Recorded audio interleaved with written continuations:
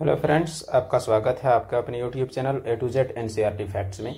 तो railway NTPC GK series का हमारा आज 22वां सेट है और बाकी आपको 21 सेट जो आपको 21 सेट आपको चैनल के प्लेलिस्ट में आपको मिल जाएंगे RRB previous years GK question series के नाम से। तो ये सेट हमारा 10 जनवरी 2021 में जो सेकंड शिफ्ट 10:30 से 12 के बीच एनटीपीसी का एग्जाम हुआ था ग्रेजुएट लेवल और इंटर लेवल का सीबीटी 1 का, तो उस शिफ्ट से आपका ये प्रश्न है। जीके के सारे सवाल निकाले गए हैं। तो चलिए हम लोग शुरू करते हैं। अगर आप चैनल में अब तक नए हैं तो चैनल से जुड़ जाएं और बाकी लोगों तक शेयर करते हुए और वीडियो को लाइक करते हुए चलिए पहला सवाल आपके सामने।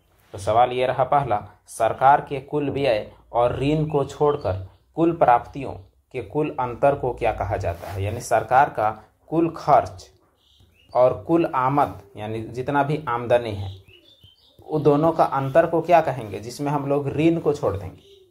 यानी सरकार के कुल व्यय और कुल प्राप्ति के बीच का अंतर को क्या कहेंगे जब ऋण को हम लोग छोड़ देते हैं। आंसर ये आपके पास आंसर है राजस्व घाटा, प्राथमिक घाटा, राजकोषीय घाटा, व्यापार घाटा। तो इसका सही जवाब जो आपका हो जाएगा वो आपका हो जाएगा राजकोषीय घाटा। यानी कुल खर्च और कुल प्राप्ति के बीच का अंतर को ऋण को हम लोग निगलेक्ट कर देंगे तो राजकोषीय घाटा कहलाता है। अगला सवाल, अर्ध शुष्क जलवायु परिस्थितियों और अपकृष्ट मिट्टी में उगाई जाने वाली फसल जो खाद्य फसल के साथ साथ चारे की भी फसलें हैं निम्न में से क्या है। यानी एक बहुत लो क्वालिटी का मिट्टी में उगाई जाएगी और खाद्य फसल भी है और चारा का फसल भी है। तो ज्वार, बाजरा, मक्का या गेहूं, तो इनमें से कौन है जो इन सभी क्राइटेरिया को फुलफिल करता है। तो इसका सही जवाब है मक्का। मक्का एक चारा फसल भी है, इसे हम लोग गाय बैल को भी खिलाते हैं, गाय बैल भैंस को भी। और मक्का एक खाद्य फसल का भी है, इसे इंसान भी खाता है और साथ में यह लो क्वालिटी की मिट्टी में उगाया जाता है। तो ये भी आपका इसका एक बेनिफिट है। तो इस प्रकार तीनों क्राइटेरिया को फुलफिल करने वाला इन ऑप्शंस में से एकमात्र फसल आपका क्या है, तो वो मक्का है। और इसमें और एक चीज, अर्ध शुष्क जलवायु परिस्थितियों में उपजाया जा सकता है।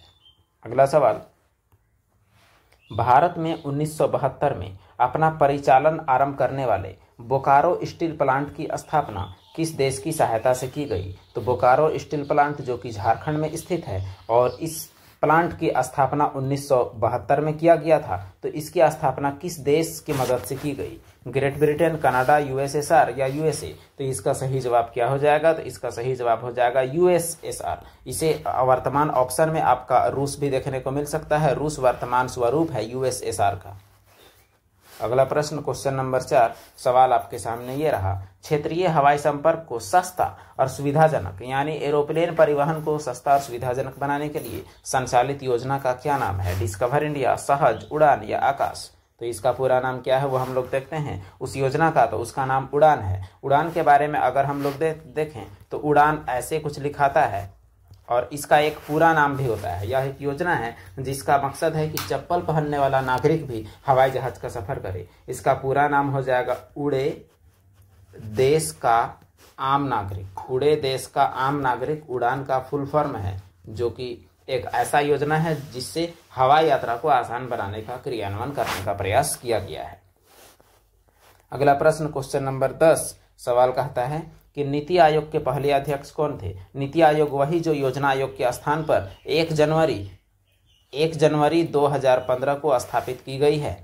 तो नीति आयोग के पहले अध्यक्ष कौन थे। अब अमिताभ कांत, अरुण जेटली, अरविंद पनगड़िया, नरेंद्र मोदी। तो नीति आयोग का अध्यक्ष कौन होते हैं, तो पीएम होते हैं। तो पहले अध्यक्ष कौन थे, तो 2015 में जो पीएम थे वही हो जाएंगे। इसका मतलब सही जवाब क्या हो जाएगा, तो नरेंद्र मोदी नीति आयोग के पहले अध्यक्ष। अगर नीति का पूरा नाम आपसे पूछा जाए तो ये भी आपको जानना चाहिए। इसका पूरा नाम होता है national institute of transforming India. National institute for transforming India, ये इसका पूरा नाम है नीति का। अगला प्रश्न की ओर चलते हैं। ये रहा आपके पास क्वेश्चन नंबर 11, यानी यहाँ का क्वेश्चन नंबर 6 है। सवाल कहता है कि इंटरनेशनल एटॉमिक एनर्जी एजेंसी का सृजन कब किया गया। 1957, 1958, 1955, 1956।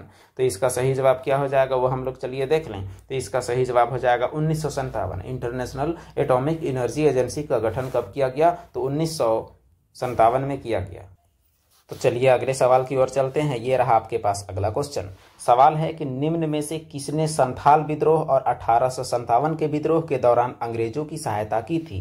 टेकचंद, मूलचंद, तेजचंद की मेहताब चंद? तो संथाल विद्रोह जो 1855-56 में हुआ और 1857 की क्रांति में अंग्रेजों को मदद करने वाला व्यक्ति कौन? तो महाराजा महताब चंद। महाराजा मेहताब चंद ने अंग्रेजों की मदद की थी। अगला सवाल, अंतरिक्ष अनुसंधान के लिए भारतीय राष्ट्रीय समिति का गठन कब किया गया था, जो बाद में इसरो बना? 1969 में। तो 1955, 1966, 1952 या 1962? तो भारत का जो भारतीय राष्ट्रीय समिति अंतरिक्ष अनुसंधान के लिए स्थापना की गई थी कब? तो 1962 में। और इसी को बाद में क्या बनाया गया? तो इसी को बाद में 15 अगस्त 1969 को इसे ही बनाया गया ISRO, Indian space research organisation के नाम से इसे बनाया गया।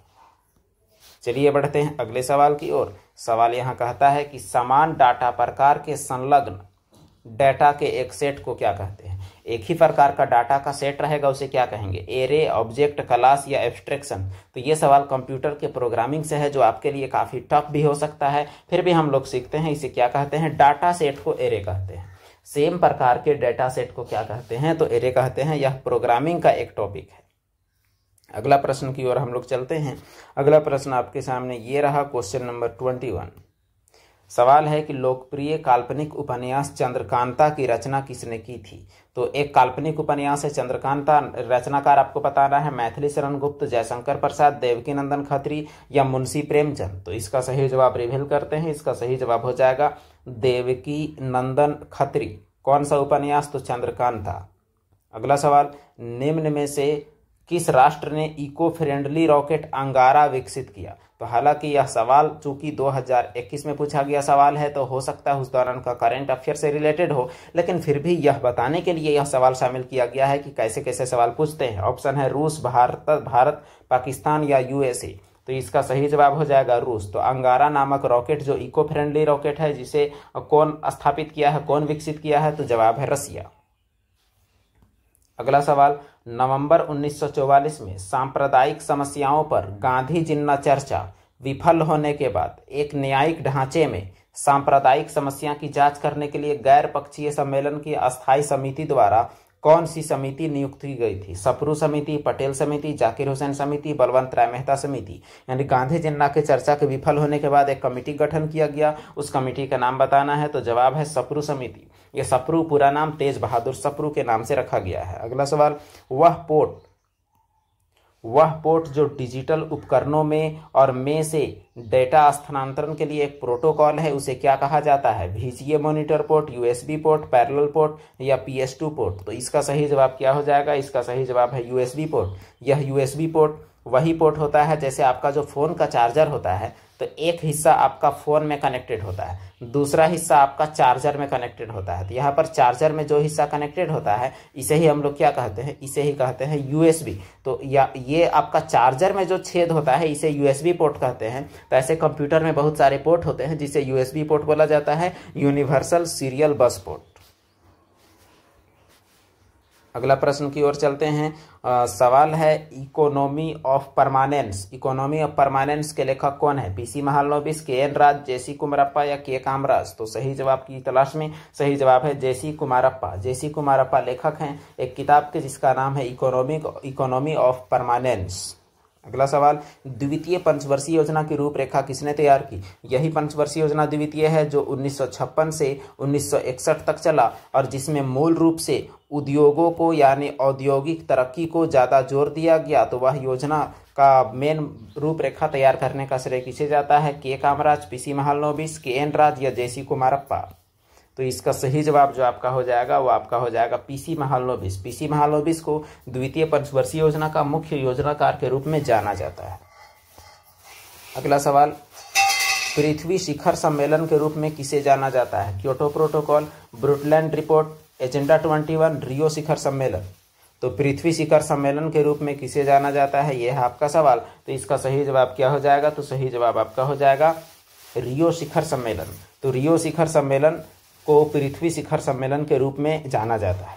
अगला सवाल क्वेश्चन नंबर 17 है, निम्न में से किसको 2019 में क्रोएशिया का सर्वोच्च नागरिक पुरस्कार से नवाजा किया है, सम्मानित किया गया है? देखिए ये सवाल का भी कोई रिलेवेंट नहीं है, केवल इसलिए शामिल किया गया है ताकि आप जानें कि पुरस्कारों से सवाल पूछा जाता है। तो इसका उस दौरान का जवाब रामनाथ कोविंद, तत्कालीन राष्ट्रपति। लेकिन अभी इस सवाल का कोई मतलब नहीं है, यही आपको जानना है कि वर्तमान राष्ट्रपति और प्रधानमंत्री को जो भी प्राइजेज अलग अलग देश में दिए जाते हैं वो आपको याद रखने हैं। अगला सवाल, ईस्ट इंडिया कंपनी द्वारा किस वर्ष अस्थायी बंदोबस्ती अमल में लाया गया? 1770, 1793, 1794, 1792। तो इसका सही जवाब क्या हो जाएगा? इसका सही जवाब है 1793। आपको पता होना चाहिए 1793 में लॉर्ड कॉर्नवालिस के काल में लॉर्ड कॉर्नवालिस ने बंगाल में सबसे पहले अस्थायी बंदोबस्ती लाया। अस्थायी बंदोबस्ती जिसे कहा जाता था इस्तमरारी बंदोबस्ती भी कहा जाता था, जिसके तहत लगान जो लिया जाता था उसका 1/10 भाग जमींदार रखता था, 1/11 भाग, और 10/11 भाग सरकार को जाता था। अगला प्रश्न क्वेश्चन नंबर 33 यहाँ के लिए, सीसा और टीन के मिश्रित धातु को क्या कहते हैं? स्टेनलेस स्टील, पीतल, कांसा या सोल्जर यानी सोल्डर। तो इसका सही जवाब क्या हो जाएगा? सोल्डर। ये सोल्डर किस काम का है? बिजली के उपकरणों को साटने के लिए, खास करके दो धातुओं के तारों को मिलाने के लिए सीसा और टीन के मिश्रण सोल्डर का इस्तेमाल किया जाता है। अगला सवाल, श्वेत क्रांति का संबंध जिस प्रकार दूध उत्पादन से है, पीली क्रांति का संबंध किससे है? आलू उत्पादन, शहद उत्पादन, तिलहन उत्पादन, अंडा उत्पादन। तो इसका सही जवाब हो जाएगा तिलहन उत्पादन, यानी सरसों तेल इत्यादि का उत्पादन का संबंध पीली क्रांति से है। अगला सवाल आपके लिए, निम्न में से किस उपकरण का उपयोग वायुमंडलीय दाब को मापने के लिए किया जाता है? टेट्रामीटर, ओडोमीटर, थर्मामीटर की बैरोमीटर। तो किस उपकरण का उपयोग वायुमंडलीय दाब मापने के लिए किया जाता है? तो वायुमंडलीय दाब को मापा जाता है किससे? बैरोमीटर से। और इसका इकाई क्या है? तो ऐसे दाब का इकाई आपका पास्कल है, लेकिन वायुमंडलीय दाब का इकाई एटीएम होता है। और दाब का और भी बहुत सारे इकाई है, जैसे न्यूटन पर मीटर स्क्वायर। दाब का इकाई आपका है मिलीमीटर ऑफ एचजी। दाब का इकाई आपका टोर है। तो ये सभी किसकी इकाइयां हैं? तो ये सभी दाब की इकाइयां हैं। संभवतः सबसे ज्यादा इकाइयां आपको दाब को ही देखने को मिलेंगी।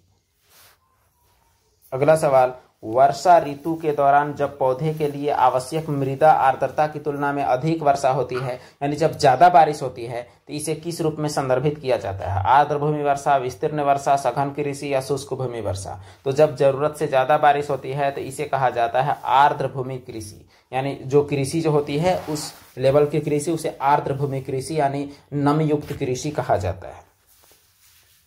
अगला सवाल, यहाँ सवाल पूछा है कि 2019 में थाईलैंड की खाड़ी में कौन सा चक्रवात आया था? 19 का सवाल का अभी 25 पे कोई काम नहीं है। बस आपको जानना है कि चक्रवात वगैरह जो उठते हैं, यानी आपदा संबंधी सवाल जो करंट अफेयर में आपसे पूछे जाते हैं, तो ये पाबुक चक्रवात उस दौरान उठा था। अभी इसका कोई काम नहीं है, लेकिन सवाल आपको जानने के लिए पेश किया गया है। अगला सवाल, खाली जगह 9 भारतीय भाषाओं की एकीकृत लिपि है, यानी एक ही लिपि जो कि 9 भारतीय भाषाओं में काम आएगा, जिसे सामान्य भारतीय लिपि के रूप में प्रस्तावित किया जा रहा है। भारतीय, तेलुगु, देवनागरी या गुरुमुखी। तो कौन सी लिपि है जिससे 9 भारतीय भाषाएं लिखी जाती है? तो वह है भारतीय लिपि। तो भारतीय लिपि का जो विकास IIT मद्रास के एक प्रोफेसर ने किया है, और उनका दावा है कि ऐसी लिपि अगर पूरे भारत में प्रचलन में रहे तो इससे क्या होगा कि लिपि का इंटीग्रेशन होगा, यानी एकीकरण होगा, और सभी जगह सेम लिपि आपका चलेगा। अगला सवाल, कामाख्या मंदिर किस राज्य में स्थित है? मणिपुर, सिक्किम, असम या मेघालय? तो कामाख्या मंदिर बहुत प्रसिद्ध मंदिर है जो असम में स्थित है। अगला सवाल, मुगल कालीन प्रसिद्ध गायक तानसेन। मुगल काल में एक प्रसिद्ध गायक हुआ करते थे जिनका नाम तानसेन था। तो किस भारतीय संगीत शैली से संबंध रखते थे? यहाँ संगीत का शैली पूछा है, ध्रुपद, ठुमरी, कर्नाटिक या ख्याल। तो संगीत के शैली यानी डीप में पूछा है सवाल, तो ध्रुपद संगीत शैली से संबंधित कौन थे? तो मुगल कालीन प्रसिद्ध गायक तानसेन, जो अकबर के दरबारी कवि कह सकते हैं और अकबर के नवरत्नों में से एक थे।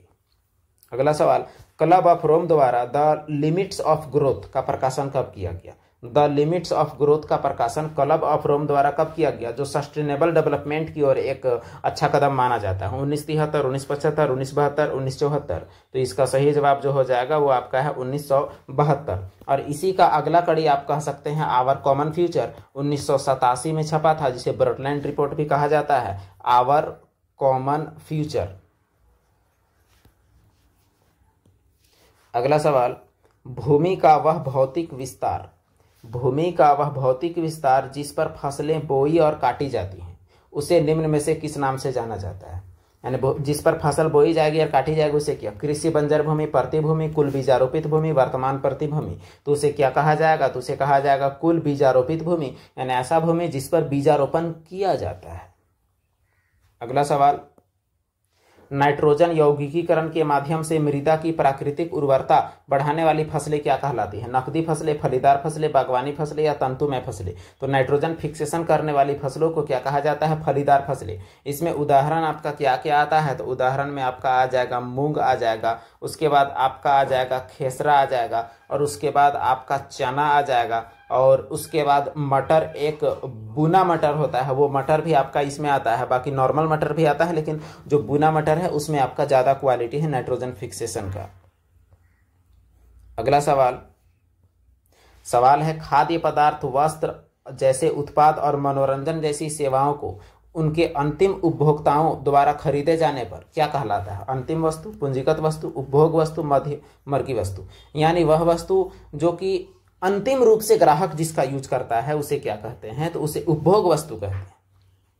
उपभोग वस्तु जैसे आपका जो बिस्किट है वही खरीद रहा है, जिसे खाना है तो वो आपका अंतिम वस्तु है। लेकिन आटा जो है उसे रोटी बनाने वाला होटल वाला भी खरीद सकता है, तो इस प्रकार वो मध्यवर्ती वस्तु है।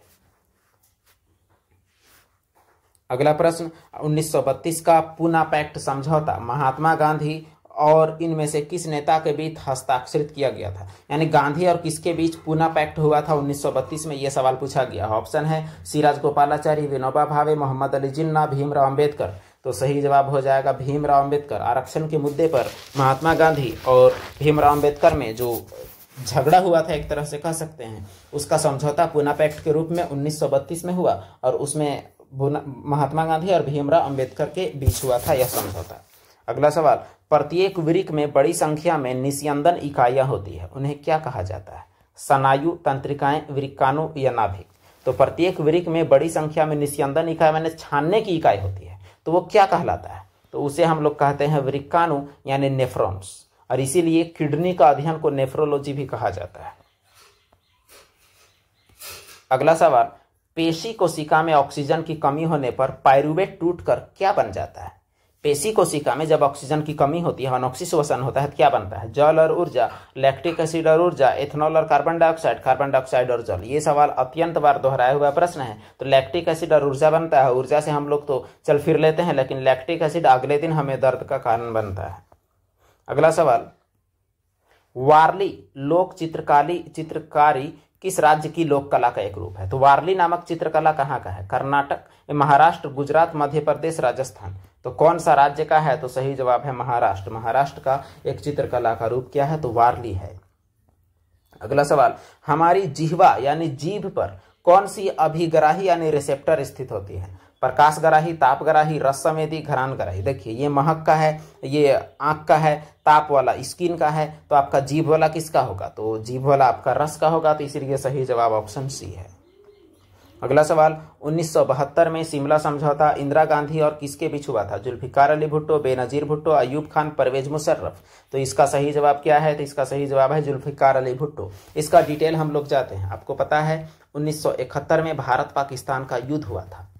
इंडिया और पाकिस्तान का युद्ध हुआ, और वो युद्ध बांग्लादेश की वजह से हुआ था। जब भारत को उसमें जीत मिली, तो जीत मिलने पर क्या हुआ? एक समझौता हुआ, और ये समझौता 1972 में हुआ, और इस समझौता को क्या कहा जाता है? शिमला समझौता। और यह शिमला समझौता में साइन किसका हुआ? तो इंदिरा गांधी और जुल्फिकार अली भुट्टो के बीच हुआ, जिसमें यह फैसला आया कि बांग्लादेश को अलग देश बनाया जाएगा। तो बांग्लादेश तब से कैसा देश है? तो तब से अलग देश है। अब एक चीज और, 1965 में भी युद्ध हुआ था भारत पाकिस्तान का, उसमें 1966 में ताशकंद समझौता हुआ था। उसमें लाल बहादुर शास्त्री और जनरल अयूब खान के बीच सिग्नेचर हुआ था ताशकंद समझौते में। तो ये दो समझौता 1966 और 1972 ये भारत पाकिस्तान के महत्वपूर्ण समझौते हैं। अगला सवाल, मानव शरीर की सबसे बड़ी धमनी कौन है? वेना कावा, रेनल या महाधमनी या फुसफुसिए? तो इसका सही जवाब क्या हो जाएगा? सही जवाब है आपका महाधमनी। सबसे बड़ी धमनी कौन है? तो महाधमनी सबसे बड़ी धमनी होती है। धमनी और सीरा को हम लोग थोड़ा अच्छा से अगर समझें तो हमारे लिए थोड़ा फायदेमंद रहेगा।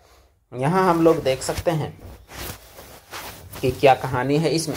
देखिए, आपका शरीर में यहाँ पर फेफड़ा है और फेफड़ा में हम लोग क्या करते हैं कि हम लोग सांस जब लेते हैं तो सांस में आता है हमारा ऑक्सीजन, और फेफड़ा से जब सांस हम लोग छोड़ते हैं तो निकलता क्या है, कार्बन डाइऑक्साइड। अब जब ऑक्सीजन फेफड़ा में आ जाता है तो वो ऑक्सीजन हमारा खून में घुल जाता है, और खून में घुल के जब ऑक्सीजन आता है तो खून में घुल के ऑक्सीजन आता है, इसे हम लोग शुद्ध रक्त कहते हैं। और ये शुद्ध रक्त जो है आपका, ये शुद्ध रक्त आता है हृदय में, और फिर हृदय से ये शुद्ध रक्त पूरे शरीर में फैल जाता है और शरीर के सभी अंगों तक जाता है। तो शुद्ध रक्त जहां बहता है उसे क्या कहा जाता है, उसे कहा जाता है धमनी। अब शरीर की सभी कोशिकाओं में, अंगों में शुद्ध रक्त आता है, यानी ऑक्सीजन वाला रक्त आता है, और कोशिका में जब ऑक्सीजन कोशिका के पास आता है तो कोशिका छोड़ता है प्रकाश संश्लेषण, ये क्या बोलते हैं, श्वसन के बाद कार्बन डाइऑक्साइड यार, और ये कार्बन डाइऑक्साइड वाला रक्त जो है वह वापस में कहाँ आता है, तो वो हृदय में आता है। तो जिससे आता है तो वो क्या कहलाता है, तो वो कहलाता है आपका शीरा, यानी अशुद्ध रक्त यानी कार्बन डाइऑक्साइड वाला रक्त बहता है किससे, शीरा से। और उसके बाद आपका ये फिर से चला जाता है फेफड़ा में, तो फेफड़ा में जाता है फुफ्फुसीय धमनी से, और फेफड़ा से आता है फुफ्फुसीय शीरा से। यही फर्क है। तो देखिए, धमनी यानी महाधमनी से क्या बहता है, तो शुद्ध रक्त, लेकिन महाशीरा से भी, मतलब उसके बाद महाशीरा से अशुद्ध रक्त, और फुफ्फुसीय शीरा से शुद्ध रक्त, और फुफ्फुसीय धमनी से अशुद्ध रक्त, और फिर से आपका कार्बन डाइऑक्साइड वाला आपका फेफड़ा में जाता है, और फेफड़ा से कार्बन डाइऑक्साइड पुनः बाहर कर लिया जाता है। तो इस प्रकार हमारा शरीर में कार्बन डाइऑक्साइड वाला और ऑक्सीजन वाला खून का बहाव होता है। आपको नहीं समझ में आया हो, एक बार बैक करके भी आप देख सकते हैं। ये चीज बहुत जरूरी है समझना कि कौन है साफ खून, कौन है गंदा खून, कौन किससे बहता है। ये जानिएगा तो बहुत आराम आपका पड़ने वाला है। अगला सवाल ये है आपका क्वेश्चन नंबर 39। सवाल कहता है कि निम्न में से कौन सा कल्पक्कम का जो परमाणु अनुसंधान है जो तमिलनाडु में है, वहां स्थापित परमाणु रिएक्टर है, असुर, कामिनी, किरण की अप्सरा। तो कल्पक्कम में स्थापित परमाणु रिएक्टर का नाम क्या है, तो वह नाम आपका कामिनी है। कल्पक्कम तमिलनाडु में है, आपको याद रखना है। अगला सवाल आपके सामने सवाल कहता है कि नीचे दिए गए 4 में से 3 राज्यों में भूजल का उपयोग अति अधिक है। कौन राज्य में तीनों का अपेक्षा कम उपयोग है, उड़ीसा, राजस्थान, पंजाब या हरियाणा। तो भूमिगत जल का उपयोग सबसे कम इनमें से उड़ीसा में है। उड़ीसा एक तटीय राज्य भी है, इस वजह से भी बाकी पंजाब, हरियाणा, राजस्थान में खेती और रेगिस्तानी इलाका होने के कारण भूजल का सर्वाधिक उपयोग है। अगला सवाल यहाँ देखिए, सवाल कहता है कि किसी वस्तु या सेवा के मूल्य पर सरकार द्वारा लगाई गई ऊपरी सीमा को क्या कहते हैं। मांग मूल्य की प्रत्यास्थता, मूल्य रेखा, अंतिम सीमा मूल्य, निम्न मूल्य। तो सरकार जो मैक्सिमम मूल्य में सीमा रेखा लगाता है उसे अंतिम सीमा मूल्य कहते हैं, यानी उससे ऊपर दाम नहीं हो सकता है। अगला सवाल, हृदय का संबंध कार्डियोलॉजी से है, तो वृक्क का संबंध किससे है, तो वृक्क में होता है नेफ्रॉन, तो इसका मतलब उसका संबंध आपका नेफ्रोलॉजी से होगा। ऊपर भी ये सवाल दिया हुआ था, इसीलिए इसमें ज्यादा डील नहीं किया गया। तो इस प्रकार हमारा आज जो 40 क्वेश्चन का सेट है वो आपका कंप्लीट होता है। तो अगर आपने यह पूरा वीडियो देखा है तो उम्मीद है यह 40 क्वेश्चन आपका एग्जाम के लिए हेल्पफुल होगा। तो वीडियो देखने के लिए आप लोगों का धन्यवाद। तो बाकी लोगों तक इस वीडियो को आप लोग पहुंचाएं और चैनल को सब्सक्राइब करें। फिर मिलते हैं हम लोग अगले वीडियो में एक नए सेट के साथ।